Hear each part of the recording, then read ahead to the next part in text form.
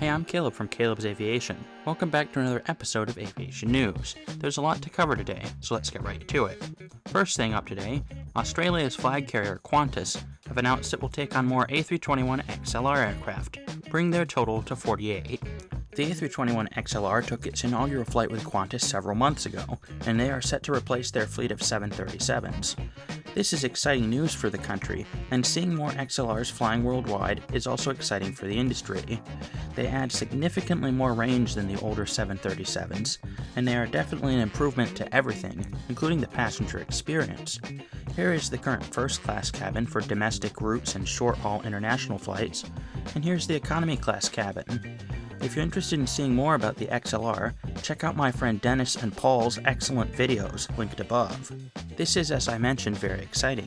However, the new batch of A321XLRs coming to the carrier very soon features something pretty cool. This new batch of XLRs will include an all-new lie-flat business class cabin, seen right here, which looks amazing. These promotional images are from Qantas's website, by the way. And this definitely looks like an improvement, in keeping with the theme on their wide bodies with lie-flat seats. It almost reminds me of JetBlue's Mint Studio Suite, and I don't think you could tell the two apart very easily. And overall, this is great news for Qantas and the XLR. Next up, Hawaiian Airlines have retired their iconic Callsign after 95 years of operation. The final flight operating with the Hawaiian Airlines Callsign operated from American Samoa to Honolulu in Hawaii the other day. This marks the end of using the Callsign Hawaiian, as Hawaiian is merging with Alaska Airlines by the end of this year before 2026 begins. Also, there has been a lot of confusion out there, and to be clear, Hawaiian Airlines are not going out of business. They will continue to operate the Hawaiian Airlines brand. However, this news is simply because they will no longer operate with the Callsign Hawaiian, used by air traffic controllers and airport operations staff. However, this doesn't affect the flying public, and traveling on Hawaiian would be unaffected. Next up, a Cargo Air ACT 747-400 freighter crashed outside of Hong Kong earlier this month. This flight was operating as part of Emirates Sky Cargo from Dubai bound for Hong Kong when it overran the runway at Hong Kong International Airport. Tragically, this accident killed two staff at Hong Kong Airport who happened to be in the way of the aircraft. This incident occurred at night as the aircraft was landing into Hong Kong Airport. You can see it overran the runway and ended up in Hong Kong Bay. That is really not a good thing for a freighter. Lots of cargo was lost, and the aircraft was also written off as a total loss. You can see here the aircraft is also a converted freighter, originally a passenger 747-400. You can tell by the windows. The aircraft has been removed from the airport premises in the Bay of Hong Kong and put on a barge to be scrapped after the investigation concludes. And the investigation is currently underway. And don't worry, there will be a full video all about this topic when more is known. Moving right along, a United 737 was hit by space junk. Early reports indicated it could have been debris or a meteorite mid-flight. However, reports now are saying it was space junk or a satellite is the most likely culprit. Regardless of what it was, be it space junk or something else, it did break the windows and significantly injure one of the pilots, as you can see here, with his arm being all cut up from the glass in the window breaking. This accident is also currently under investigation. However, the aircraft did land safely, trouble-free. Another major item of news. This year, American Airlines turns 100 years old, which is worth celebrating on its own. And to be even more exciting, American have unveiled a special 100-year centennial livery for the aircraft. This livery, to be applied on one of their Boeing 777-300ERs, looks amazing. This is very exciting, and the 777-300ER that will be receiving this special livery has headed to the paint shop. Moving right along, there has been a collision involving two Delta Airlines CRJ-900 aircraft at New York's LaGuardia Airport. As you can see, the two aircraft made contact, with one on the taxiway arriving at the airport, and the other taxiing out to depart the airport. Luckily, no serious injuries occurred as a result of this accident, and one aircraft was heading out for Roanoke, Virginia, and the other was arriving from Charlotte, North Carolina, as you can see by these screenshots off of Flight Radar 24.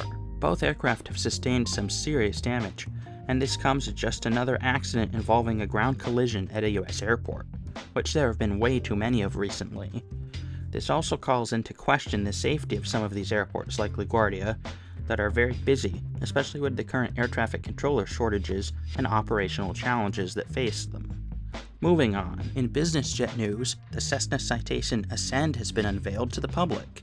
The aircraft, which took its test flights earlier last year, as you can see in the picture here, landed at the National Business Aviation Administration conference in Las Vegas earlier this month. This aircraft features the latest and greatest technology, featuring a Garmin G5000 flight deck and the latest in the Cessna Citation brand of private jets. Moving on, German leisure airline Condor have retired their last Boeing 757, and the entire fleet has now been retired.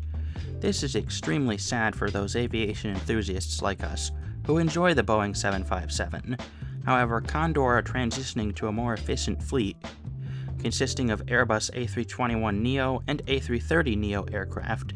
As much as these aircraft are good replacements, the 757 will be missed by aviation enthusiasts worldwide, as Condor is one of the few airlines who operated a large fleet of them. I was lucky enough to spot a Condor 757 when I visited Germany back in December of 2024. Nowadays, however, your best chance to see or fly on a Boeing 757 will sadly no longer be with Condor, instead with airlines like United and Delta. Our final topic: there has been a tragic accident by a UPS MD-11 freighter. UPS Airlines Flight 2976, operated by a McDonnell Douglas MD-11 freighter, was taking off from Louisville bound for Honolulu, when all of a sudden what should have been a routine flight went horribly wrong. As you can see here, the left engine appears to be on fire, and the aircraft hits the ground and explodes a few seconds later, as seen in this footage. I've muted the audio as there's a lot of profanity, but let's just say it was shocking to all on the ground. This caused a massive fire and significant damage to the city of Louisville nearby the airport. This accident, however, is still in its infancy of investigation, and at the time of recording, Louisville Airport was closed for several hours following this crash, which was very rare, especially given this screenshot was taken at night, when most freight operates. Well, that's all I have for you in this installment of Aviation News. I hope you've enjoyed. If so, make sure to like, comment, and subscribe. Make sure you hit the notification bell to all, and also check out the rest of the Aviation News playlist, as there's lots more coming soon, including a full video on the Cargo Air ACT 747 and the UPS MD-11 freighter when the accident reports are released. But you know the drill. Until next time, I'll be wishing you blue skies and tailwinds.